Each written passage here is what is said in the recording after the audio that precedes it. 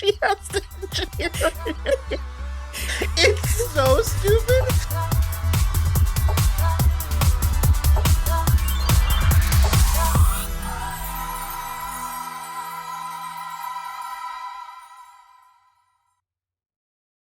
Okay. Hello, everybody. I'm Will. I'm Kristen. This is So I'm Watching This Show. No, this is So I'm Watching American Horror Stories, Yep. Season 1, Episode 7. Game over, man. Game over. Game over, man.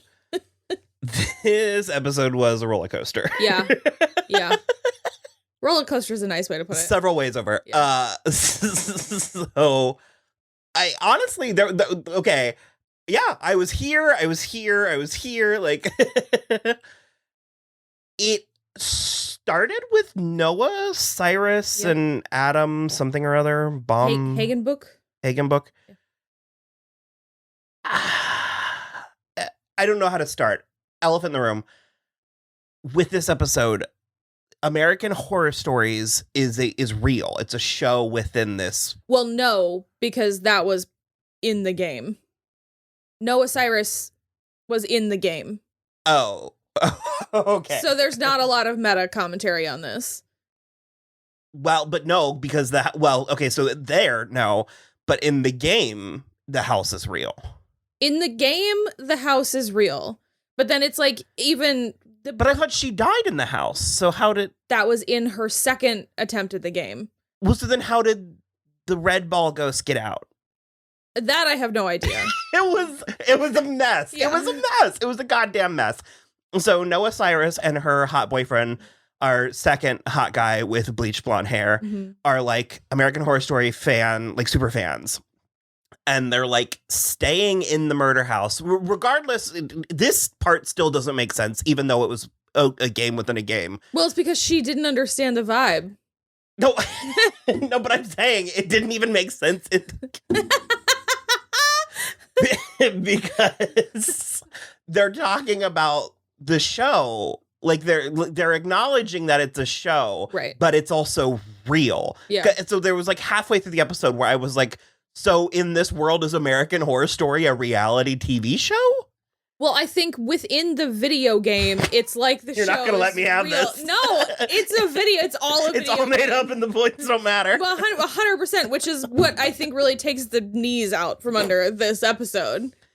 So the first whole chunk with Noah Cyrus was fun, if not a bit redundant at this point. Yeah. Well, even I said it felt very like the episode with Jenna Dewan and Adam Levine. Mhm. So. And then the big reveal is that it was a video game. It was a mother. Okay, this dynamic was okay. Are you there with me? I was like, So weird. It was a mother and a son, and they were like kind of like their relationship was strained, and she was. I'm going to presume she was an engineer or like a digital. She's not just a housewife that decided to build a... She had to have been something, but she did say that's why I've had those coders in the garage for the last 6 months. Okay, so let's just go with she just is a housewife or has a standard job and then has decided in order to connect with her son to create a video game based on his favorite show. When did he start watching this show? Because he was at most... He's an infant. Yeah.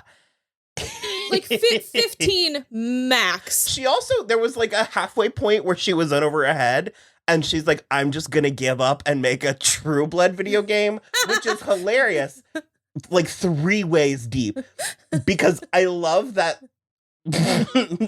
for her, the game wasn't the problem. It was the content, the inspiration. It was the theme of the game. Also, so she's doing a video game. That's solid. In what universe is a True Blood video game less confusing than a fucking This bitch is striking while the cultural iron is piping hot. I mean, does she want to go? What next? Lost? I mean, like, what? Ice cold take. And so, okay. So she's making this video. Okay, because she's also. I'm liking it more. Like the more I think about it. She's not even making the most recent season of American Horror Story video game. It's fucking Murder House. She's making a Murder House video game. And literally the kid, Rory, he has a line where he's like, you could have just watched the show with me.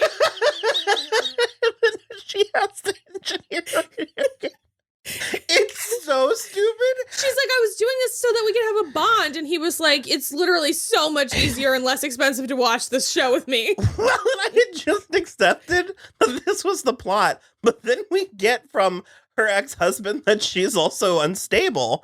And so I'm like, oh, so this is absurd even within the reality Even of the more. world Yeah. it's taking place in. Oh my God. So, okay, American Horror Story. We are both critics and apologists. The key to our success with American Horror Story is it needs to be fun. Whether that's scary, intriguing, thought-provoking, or hilarious. And as long as it can manage to be one of those things, we're usually pretty satisfied. This started in a real bleak place. Yeah. But by the middle, I was sort of like, this is so funny. It was so funny. So stupid. Very stupid. But very stupid, but so funny. And then honestly, there were a couple of poignant moments. Like when she's sitting down with Dylan McDermott and, well, God, what was that line he said that was so good that I didn't? It's the hunger. Oh, you like to be hungry, but you don't like to be fed. And I was like, woof. I cannot believe that we unpacked and like dusted off Dylan McDermott for this. He also still has not shared a scene with Marin Dungy. Because when you wanted scream. You wanted him in the first episode, and I was like, he would never. And apparently maybe that one was too good. We needed to I don't know. We needed to get in a real mediocre episode. No, if I'm being honest, this is probably my third favorite of this season. By the end, so she goes enter Tom Link. So we're also kind of like Tom Link super fans, but I've been with that bitch since Buffy. He fits into this world seamlessly. Perfectly. The scene he had with Scarlett towards the end was so good. And so there's just a caliber. The way he was drinking his iced coffee, unbelievable. There's a caliber of talent that just thrives on this garbage material sometimes. Yeah. And it's like, because it's like, I'm begging the gods, the cinema gods, put him in a scene with Leslie Grossman. Like, because that's the thing. It's like, even here's the thing. If I've done anything right in my life, I deserve Tom Link as a series regular on one American Horror Story. I deserve it. So there's like a handful of people that like, the episode had borderline lost me completely. Like I was like halfway through, I was almost out of it. And then it really started to pull me back in. And again, it was the people. It was Dylan McDermott. Mm-hmm. It was Marin Dungy. It was Tom Link. Honest to God, it was Kaya Gerber and Paris Jackson. No joke. And what's her name? Sierra McCormick? Yeah, 100%. It took me a minute. This was Sierra, all three of theirs. It was their third episode. But because my final note just really says, wow, Scarlett and Ruby, love for the ages, ? Yeah. Because they're not Violet and Tate, but I got close enough. Sure. Also, to the point where I was like worried they were going to break the relationship. And like, I was worried that Ruby was going to stab Scarlett. And I'm like, you can't come back from that, though. I was like, that's where the tension in this episode was for me, is that they were going to break that relationship. They waited till the 11th hour. Yeah. And it just like, I was actually weirdly touched. And there was a point where, so if you're actually following this as a recap, the video game mom goes to the house. Oh, well, first of all, she put Addie inside the house. We did get Jimmy Brewer back. Very cool, but also inappropriate. Addie died outside. Yeah. Just saying. Addie is at peace. So she goes to the house, gets killed in the house, and is stuck there for the year. She does therapy, kind of, and then on Halloween, because they get to leave on Halloween, she goes to find her son. He's like fully aware. Oh, well, he knows because they found her body. Yeah. And he decides, apropos of nothing, that fire is cleansing, ergo, if you burn the house down, it will set them free, which I'm pretty sure we know to be untrue because Dennis O'Hare set the house on fire. But didn't he then set himself on fire? Because he's not still in the house. I think he is. Oh, Dennis O'Hare's too good Or for did it we? now? We saw him out of no.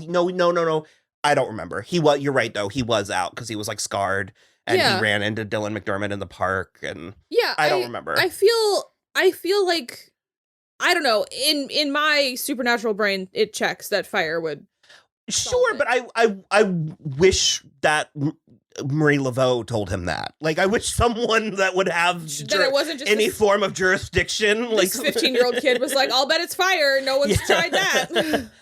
And so he decides that he's going to burn the house down. And again, this was when I was really like, this is so fucking stupid. I can't wait for this to be over.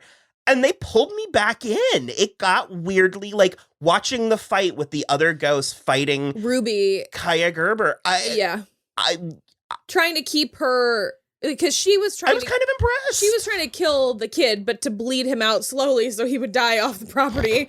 And they all were like, "No, we're fucking done here." And so they would like those 3 fucking girls from the Paris Jackson and her little cohorts, fucking like linebackers, took Kaya Gerber back like 10 yards. And they just kept appearing. It was it got kind of interesting. He succeeded in burning the house down. They built condos. I'm not entirely sure how the physics of that. Okay. Evidently, there were 6 units. Yeah. Those were huge condos. That house is big. It's not 6 condos big. 6 2-story condos. I don't know. No. I don't. It also, presumably, we've never seen a really large yard. So. Well, it has the side. Yes, there's a side yard. But still, that cannot even be an acre. I don't know. So there's condos there. Gorgeous, stately condos. They are very nice. Scarlett gets one trying to find Ruby. Yeah. Scarlett and Ruby. Who would ever name 2 characters too. That? Oh, by Fairy Tale. What was that one comment? Seemingly anything under the sun. Yeah. So Ruby stayed. That she wanted to and was able to manifest and stay, and they had this actually touching ending. And part of me, like, I was ready. I was ready to close the door on Murder House. Yeah. And because even like the old, like, sure, we had Dylan McDermott, but even like Connie Britton and Tessa Farmiga and Evan Peters, like, they got their send off in Apocalypse. Yeah. So I was like, I was really sort of at peace with it. And then we pull out and it's a video game again. Take 2 of the video game. We did laugh. Yeah.